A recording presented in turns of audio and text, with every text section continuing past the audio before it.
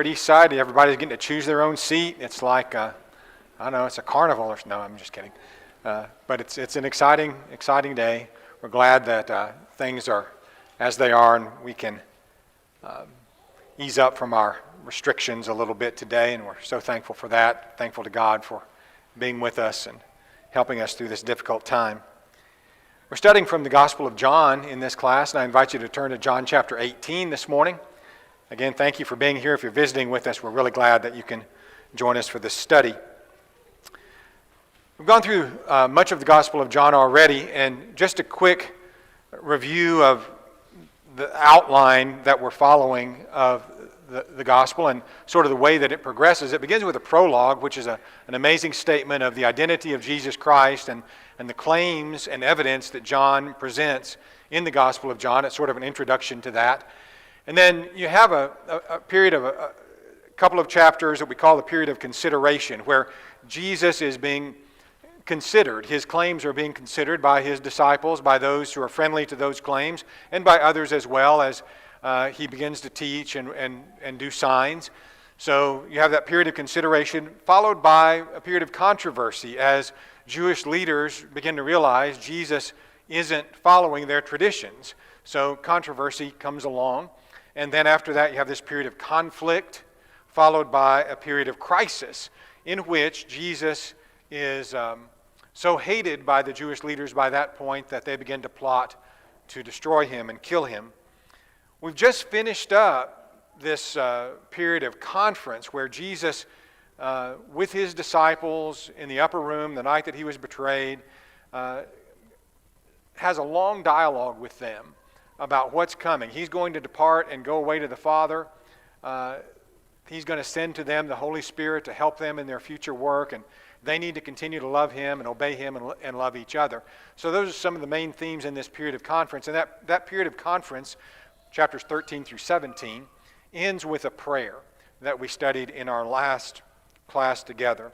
The prayer for unity, sanctification, and glorification, as we talked about it. So now we come to the period where we call it the consummation, the final acts of Jesus, his death, his burial, his resurrection, and the witnessing to that after his resurrection.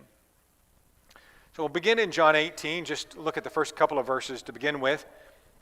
When Jesus had spoken these words, that is the words of the prayer, when Jesus had spoken these words, he went out with his disciples over the brook Kidron, where there was a garden, which he and his disciples entered. Judas, who had betrayed him, also knew the place, for Jesus often met there with his disciples. So Jesus and his apostles go over the Kidron Valley to a garden.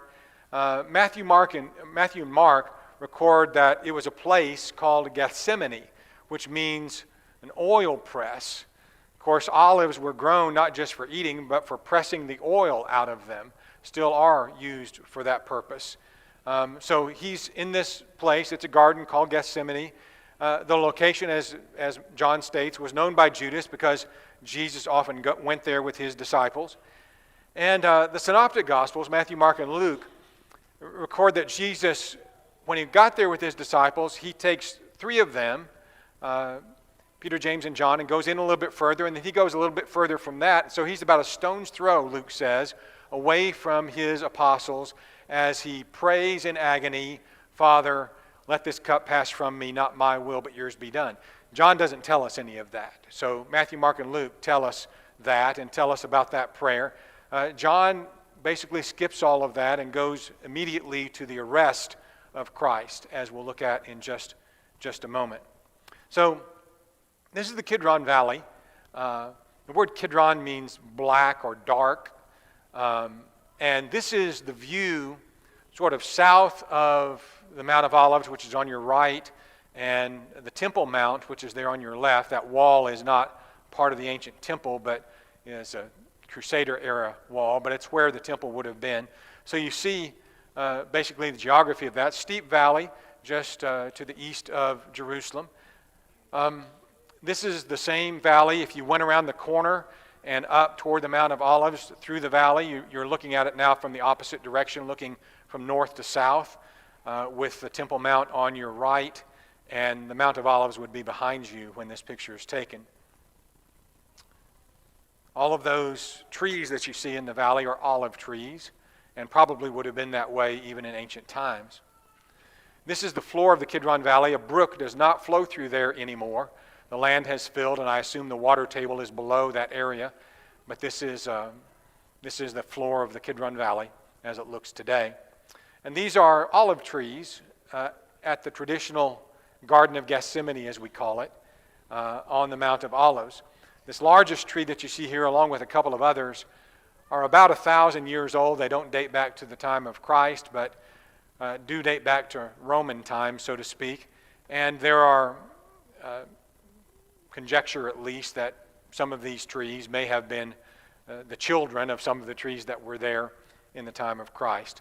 So we know the setting, we know the geography of it, and I'm sharing that with you, as I like to do when we talk about these events, to get sort of all of us placed there with Jesus and thinking about how it would have been, being able to even sense the geography and the topography of the area as we're imagining what Christ is about to go through. If you're standing on the Mount of Olives today, you look straight across at the Temple Mount. You see this gold dome. It's called the Dome of the Rock. It's a Muslim shrine, and it sits almost exactly where the temple would have sat. So you're on the Mount of Olives, and what you would see across the Kidron Valley is the temple in the time of Christ. You look right at it. In fact, this might be how it would have looked to Jesus in the day. I don't think it's too much in the way of conjecture to understand why Jesus liked to go with his disciples to this place, why he would spend time in prayer in this place. You look at the temple, and you're facing the temple. In fact, if ancient historians recorded that if you're in the right place on the Mount of Olives and the doors were open, you could see all the way into the Holy of Holies from this place. And so it's obviously a great place to pray to the Father. Of course, that's what the Jews would do, right? Pray toward the temple. And here it is, just right in front of you. So, extraordinary place to offer the kind of prayers that Jesus was offering on this night. John simply takes us to the Garden of Gethsemane, or Gethsemane, if you will.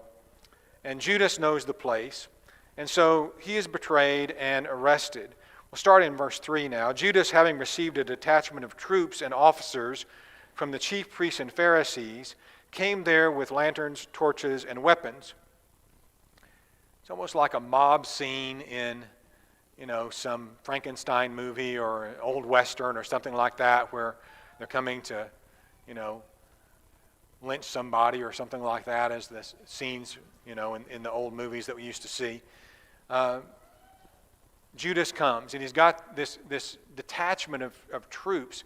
The chief priests were perhaps the chief enemies of Jesus by this time. Jesus had so violated their traditions and cleansed the temple twice, which they were in charge of, done so many things that demonstrated their hypocrisy, that they were out to get him as much as anybody was. And so this detachment of troops, which would have been not Roman troops, but troops that the chief priests had control of as guards of the temple. So this would be a Jewish troops, if you will, that would have come with the chief priests and a number of other people apparently as well, including some of the servants of the high priest, and some of the Pharisees are mentioned here. These are the people who were out to get Christ. When they come, in verse 4, Jesus, knowing all things that would come upon him, went forward and said to them, "Whom are you seeking?" You got to picture that in your mind. Here's this armed mob coming towards you, and you don't flee. Jesus doesn't flee. Rather, and he doesn't hide, and he doesn't try to pretend like, he's not there. They need to arrest somebody else. He steps out very boldly and with a lot of courage. This is the nature of our Savior. Our Savior is the most courageous person who ever lived. We don't think about that as one of his attributes sometimes. But this is just one place where his courage is demonstrated. He steps out to meet those who've come to arrest and kill him. And he knows who they're seeking. They answer him, Jesus of Nazareth. And he said to them, I am he. Judas, who betrayed him, also stood with them. When he said to them, I am he, they drew back and fell to the ground. You have this contrast between the boldness and courage of Jesus and the cowardice of those who come to arrest him. They're coming at night because they fear the multitudes who love Jesus. They're coming at night to arrest Jesus because they're afraid of the multitudes. They don't want this to be seen and known by the big crowds that are in Jerusalem for the Passover. So they come to arrest Jesus thoroughly as cowards, not openly. Jesus, in contrast, is so courageous. They step back and fall down, and it's almost a humorous thing. They're so cowardice that his boldness startles them, and they fall down. As we go on in the text, in verse 7, he asked them again, whom are you seeking? And they said, Jesus of Nazareth. Jesus answered, I have told you that I am he. Therefore, if you seek me, let these go their way, that the saying might be fulfilled which he spoke, of those whom you gave me, I have lost none. He said that in John 17 in the prayer to the Father. He hadn't lost any but the son of perdition, Judas, and he didn't want to and wasn't going to lose the other 11. Again, you see the marks of a hero here. Any good book or television show that's about some hero, you always have this point at which the hero will offer himself as the sacrifice, put his own life at risk to save others. And that's the character of Jesus. Of course, he came to die for all of us. But here, he is the hero who stands forward and says, take me, not them. And again, all these cop shows with the hostage situations, right? the hero cop always says, take me, not them. That's what Jesus does. You have to appreciate that kind of character in Christ. At this point, Peter, having a sword, the text says in verse 10, drew it and struck the high priest's servant and cut off his right ear. The servant's name was Malchus. So Jesus said to Peter, put your sword into your sheath. Shall I not drink the cup which my Father has given me? Peter, who had already said he was willing to die with the Lord, wants to defend his master. It's a natural impulse, I suppose, for a lot of people. But that's not what's appropriate, especially not here and not now. Jesus is ready to go. And he's tried to tell his disciples that he needs to go. Peter draws his sword, takes a whack, probably a lateral swipe at the high priest's servant, probably trying to take off his head. You can kind of imagine how this might work as Peter's sweeping the sword and the high priest's servant might duck and the ear gets lopped off in the process. But in any case, he cuts off the ear of Malchus. Jesus tells him to put his sword up.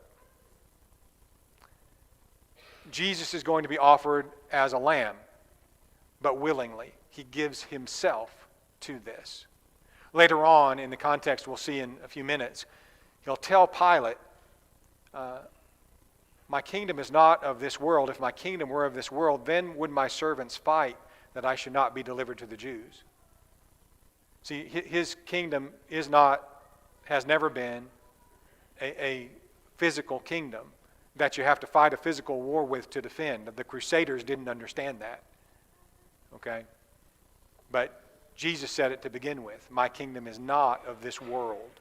It's not a kingdom that you have to fight a physical war to defend. Never has been. So, interesting what doesn't happen in the Gospel of John here. So you've got Peter with his sword, putting it up. Somehow, everybody else that's standing there, all the enemies, they don't attack Peter. They let him sort of get by with that, apparently. What happens to the ear that's lying on the ground? John doesn't tell us. You have to go to the Gospel of Luke to see the miracle that Jesus does in healing the man's ear. But that's left out of John's account of things. The other thing I want you to notice here, and maybe the most important of the statements that Jesus makes in this context, is he tells Peter to put the sword up. Shall I not drink the cup? Now that's an interesting phrase, isn't it? John hasn't told us this, but all the other Gospels, Matthew, Mark, and Luke have told us he's been praying in agony, what? Let this cup pass from me. This cup. That phraseology is very unique. This cup of anguish and pain and death and all humiliation that I'm about to have to go through. Let this cup pass from me. That's what he's been praying for some long time, maybe hours. Sweating great drops of blood. And now they come to arrest him. He doesn't run. He steps forward and tells Peter, shall I not drink the cup that the Father has given me? He understands that it is God's will that he go through this. So putting the gospel accounts together gives you a really full view of Jesus' mindset, praying in agony and yet accepting the cup here at the moment when they come to arrest him. It's a very telling indication of the determination of our Master to save us and to do whatever it took to save us. In verse 12, the detachment of troops and the captain and the officers of the Jews arrested Jesus and bound him. So we might picture today like putting in handcuffs or whatever. They led him away to Annas first, for he was the father-in-law of Caiaphas, who was high priest that year. It was Caiaphas who advised the Jews that it was expedient that one man should die for the people. So Jesus is arrested and bound. He's taken first to Annas, and I'll tell you some more about Annas in just a little bit. He's a former high priest, father-in-law of the current high priest. And Caiaphas is the one that we studied about in chapter 11, who had said, in talking about Christ, it's expedient that one man die for the people. He prophesied unwittingly that Christ, in fact, would die for Israel and for everybody. Caiaphas was wanting to kill him to maintain his own power, and so that Rome wouldn't come and take away his power. But there you have Jesus' arrest and taken to Annas, and later on, of course, he appears before Caiaphas as well. Jesus, when he was in Jerusalem, would have observed the Passover and instituted the Lord's Supper in the upper city, of course. And then he went with his disciples down into the valley, up to Gethsemane.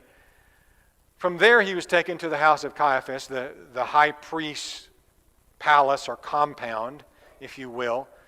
And Jesus very likely took these steps. These are very ancient steps that were there at the time, going both ways, in both directions.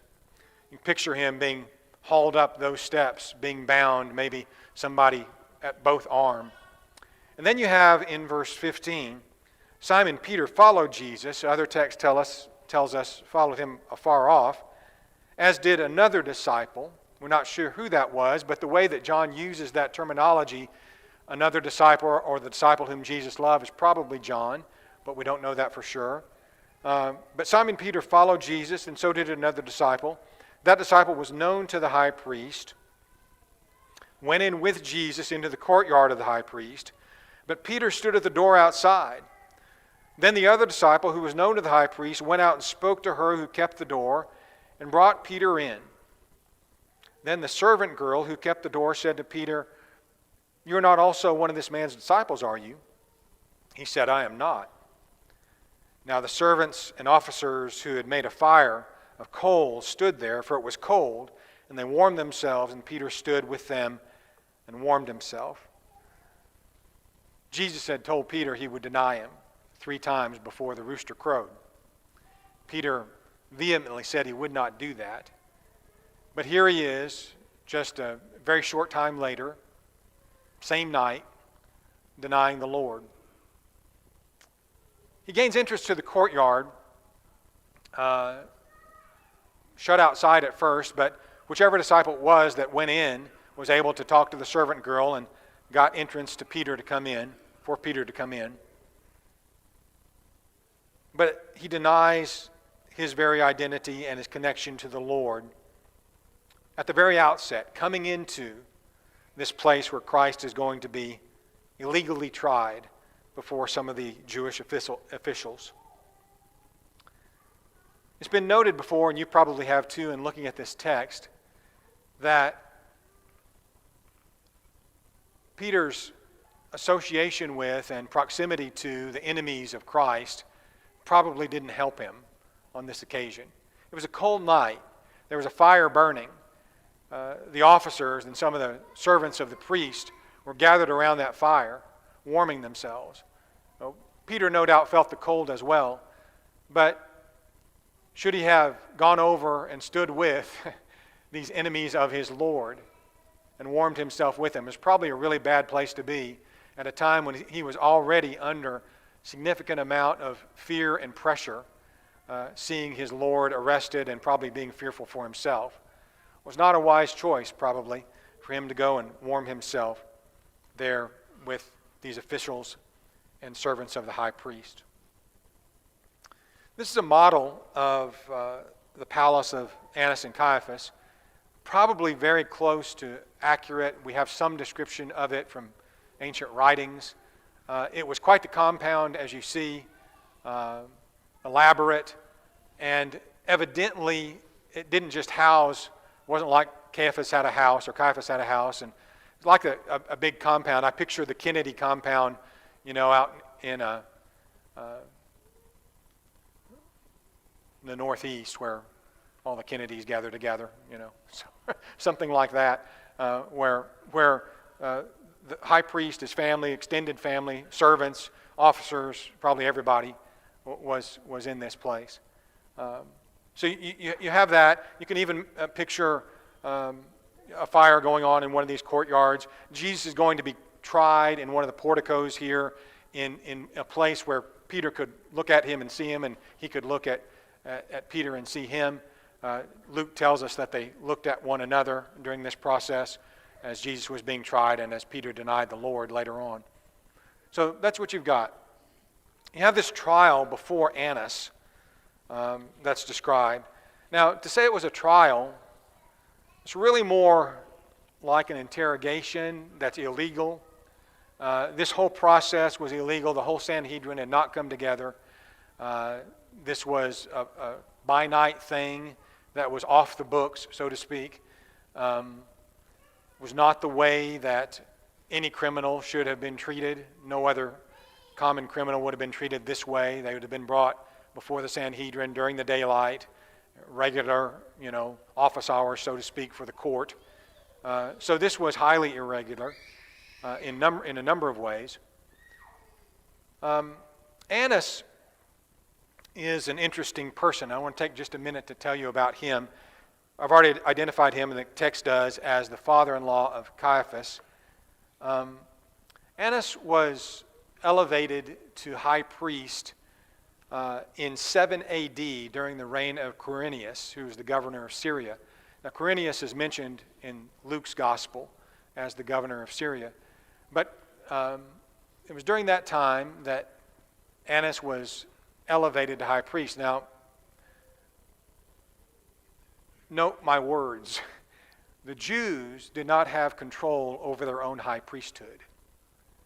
The Romans decided who would be high priest during this time. It was part of the deal. It was part of the Roman occupation. And one of the rules, one of the several rules, but chief rule that the Romans had for the Jews, who they let have their own religion and let them have their own high court and high priest over their religion, but they chose the high priest. But one of the rules they had is the Jews could enforce their laws, but they couldn't kill anybody. They couldn't sentence anybody to a capital punishment. So that was the rule. Well, Annas was high priest for some years, and he had some people killed. And the Romans didn't like it. So they deposed him. They set him down. But he was of such influence and power. He had 5 sons and 1 son-in-law, and over the course of the following decades, all 5 of his sons and his son-in-law, Caiaphas, served as the high priest appointed by Rome. But during all of that time, Annas was, as far as the Jews were concerned, the real guy. Okay? So you have in the Gospel of Luke, Luke chapter 3 and verse 2, Luke describes this time period as the high priesthood of Annas and Caiaphas. Got that? Well, you don't have 2 high priests at one time. Not actually. But Annas was very powerful, and his power continued for some decades after he was the official high priest. And you see that here. So that's the reason Jesus has taken Annas. In fact, Annas is still called the high priest, even though Caiaphas is the one appointed by Rome for this time. You'll see that in this text, Annas being called high priest, even though, like we might call a former president. So that's the situation. That's important to understand sort of the story, so to speak. So the high priest, this is verse 19, that's Annas, then asked Jesus about his disciples and his doctrine. Jesus answered him, I spoke openly to the world. I always taught in the synagogues and in the temple, where the Jews always meet. In secret I have said nothing. Why do you ask me? Ask those who have heard me what I said to them. Indeed, they know what I said. In America, it's illegal to try to get somebody to testify against themselves. In Roman law, that was also illegal. Okay?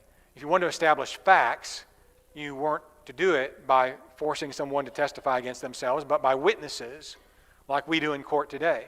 So Jesus, in his objection, is basically saying, first of all, everything I've taught, I've said plainly in the open. Everybody knows it. If you want to establish it as a fact in court, you should ask the witnesses. That would be the procedure. So he's just asking for the evidence to be brought as it should be brought. But as a result of this response of Jesus, when he said these things, verse 22, one of the officers who stood by struck him with the palm of his hand, saying, do you answer the high priest like that? So the officer strikes Jesus, thinking he's being disrespectful to the high priest. Jesus says, if I've spoken evil, bear witness of the evil, but if well, why do you strike me? In other words, what Jesus said is completely true about how they should establish evidence in a court. You shouldn't get smacked on the face for that, but he was. Of course, he'll be treated much, much more cruelly as the night progresses. So Annas sends Jesus then bound to Caiaphas, who then also is called the high priest, in verse 24. With that story going on, we go back and look at what's going on with Peter in verse 25. Simon Peter stood and warmed himself. Therefore they said to him, you are not also one of his disciples, are you? And he denied it and said, I am not. One of the servants of the high priest, a relative of him whose ear Peter cut off, said, did I not see you in the garden with him? Peter then denied again, and immediately the rooster crowed. So the servant and officers ask if he wasn't a disciple of Jesus. He says, I'm not. When one of the servants of the high priest asked Peter again if he hadn't seen him in the garden with Jesus, no, it wasn't me. He denies him again. And so 3 times in pretty quick succession, just over a fairly short period of time, Peter denies the Lord. Now this story again is told in the Synoptics in Matthew, Mark, and Luke. And Peter's awareness of the gravity of his failing is, I think, shown us more clearly in Matthew, Mark, and Luke. He goes out and weeps bitterly. Jesus, in Luke's account, looks at him. And I can't imagine how that would have felt to have Jesus look at you as you had just betrayed him for the 3rd time. So Peter's experiencing all of that. Now, again, John doesn't go into the depth of Peter's feeling of failure and remorse. He doesn't do it here. I think he may assume that the reader of the Gospel of John is aware of that from the other Gospels. When we get to the end of the Gospel of John, Jesus does some extraordinary things to help Peter come back to where he needed to be in his relationship with the Savior and in his feeling toward himself as a servant of the Savior. So we'll look at that when we get to the end of the Gospel of John. Going forward here, here's the trial then before Pilate. They led Jesus from Caiaphas to the Praetorium. That would be the governor's palace or headquarters. It was early morning, so now just very early in the morning. They themselves did not go into the Praetorium, lest they should be defiled, that they might eat the Passover. So the Jews take Jesus to the palace, but they're not going to go in. They've been doing, now think about this, they've been doing all sorts of illegal things, ungodly things, all night long. All night long. They've been doing these things, but they don't want to go into the governor's palace lest they be defiled. They're defiled all over the place already. But they're such hypocrites. That's just so blatantly obvious as you read through this, how uncaring they are about God, His truth. They care about themselves and their power, but they don't care about anything else, or not really. This veneer of not being defiled, they want to maintain that, when they're really inwardly defiled all over the place. Just as Jesus said, outwardly they're like tombs, they're whitewashed, but inwardly they're full of dead men's bones. Pilate asked the Jews what charges they're bringing. What accusation do you bring against the man? That's a reasonable thing for him to ask. They answered and said, if he were not an evildoer, we would not have delivered him up to you. That's a horrible answer. That doesn't tell what charge, what the problem is, or anything. They just say, he's a bad guy. We're bringing him to you. And so Pilate said, well, you take him and judge him according to your law. If he's a bad guy, you've got a court, you can judge him. The Jews said, it's not lawful for us to put anybody to death. Apparently Annas had learned his lesson. So they're sending him to Pilate. Notice, that the saying of Jesus might be fulfilled, which he spoke, signifying by what death he would die. Jesus had repeatedly said, we've seen it in the Gospel of John 3 times, that he would die by being lifted up, which is a metaphor for crucifixion. We've talked about that 3 times. So Jesus had repeatedly said he's going to die by crucifixion. The only way that was going to happen would be if the Romans did it, because the Romans were the ones that crucified. He wasn't going to be stoned to death, wasn't going to be thrown off a cliff as they tried to do one time. None of that. He was going to die by crucifixion. So for that to happen, the Romans have to do it. So this works out to be exactly what Jesus knew it was going to be, death by crucifixion. He'd indicated that he would die that way.